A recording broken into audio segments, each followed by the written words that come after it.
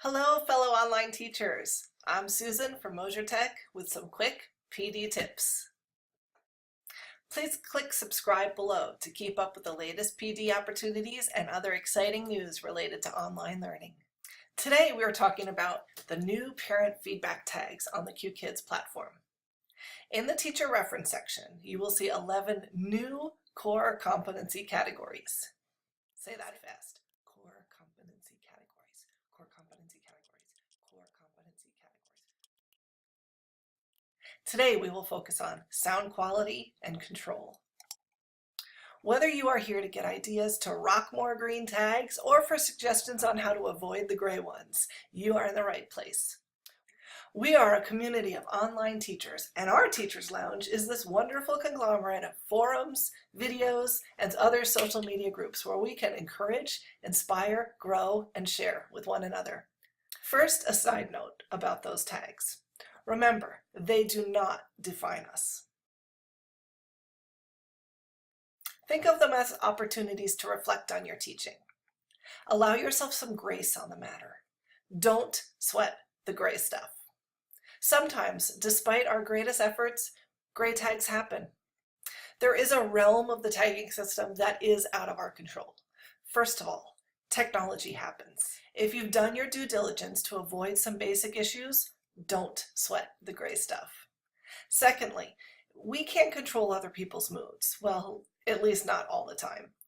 If a parent or a child is having a bad day and you've done your best to make it better using your caring and charismatic qualities and terrific teaching skills, don't sweat the gray stuff.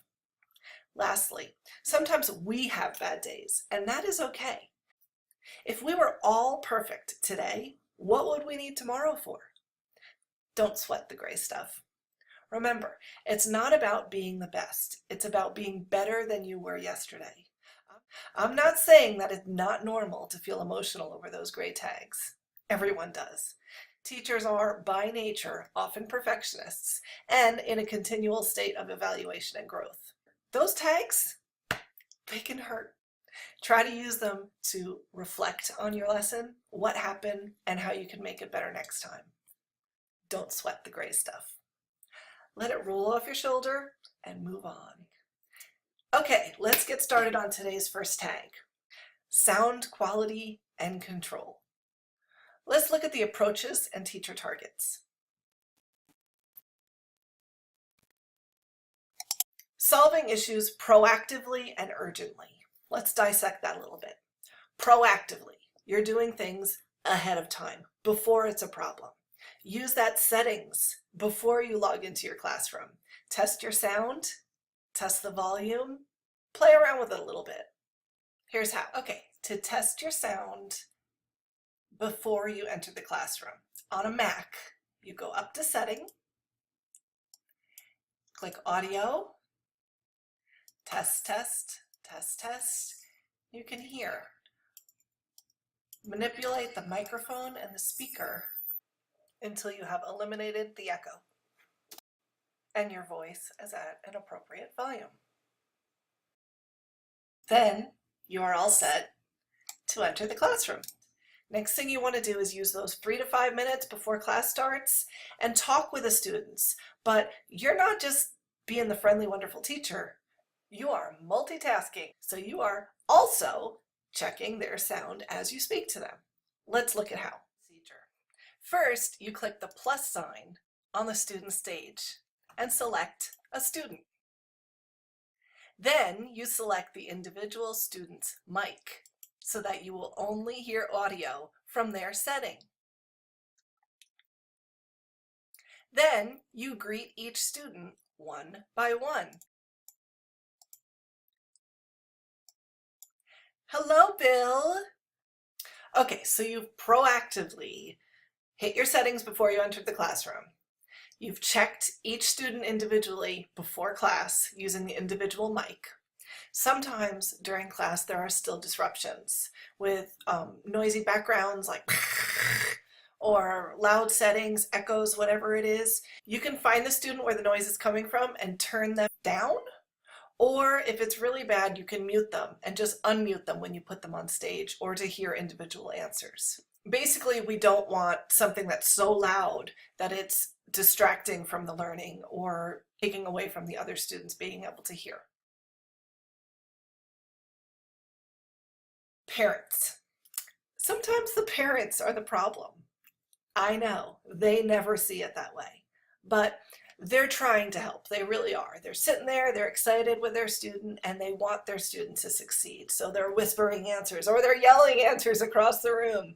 Whatever it is, whether the right or wrong answers, sometimes those parents get a little loud. So you can use very tactful things like, oh, well, thanks, Mom. Okay, Tommy, let's hear you. Oh, great. Or slide them down and slide them up when it's their turn. Okay, it's a tough one. Number 2, providing audible and clear teacher volume. Clear and audible. Simple, right? Speaking clearly is enunciating and going at a pace in which the students can hear each phoneme in your speech. Don't talk fast. Audible. Morning voice.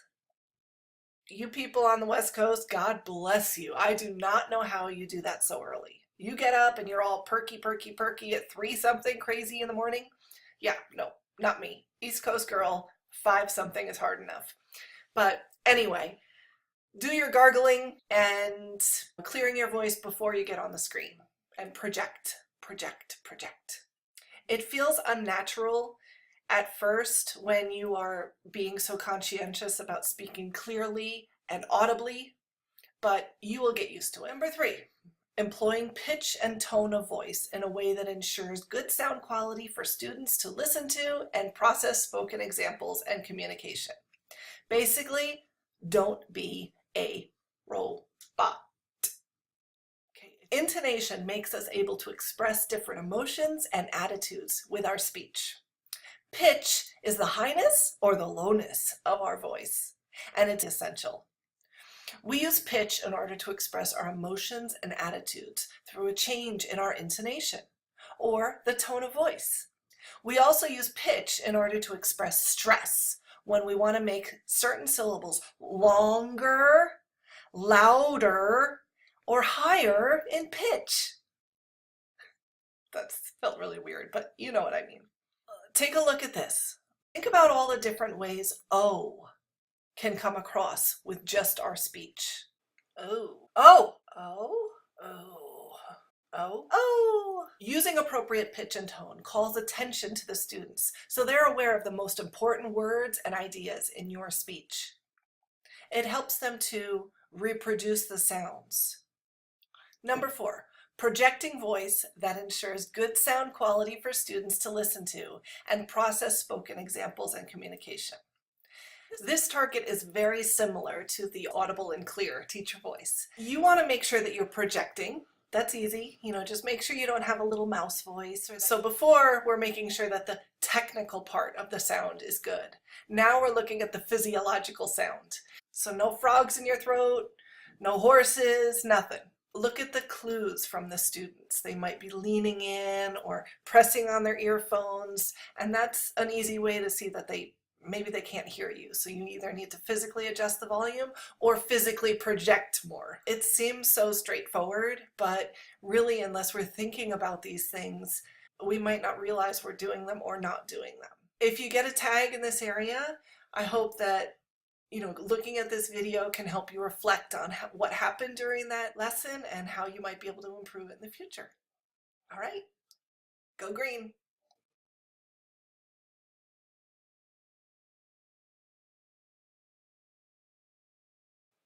Thank you so much for taking the time to check out this video. Please go ahead and hit subscribe below. Catch you next time on MosherTech for more community, encouragement, and growth.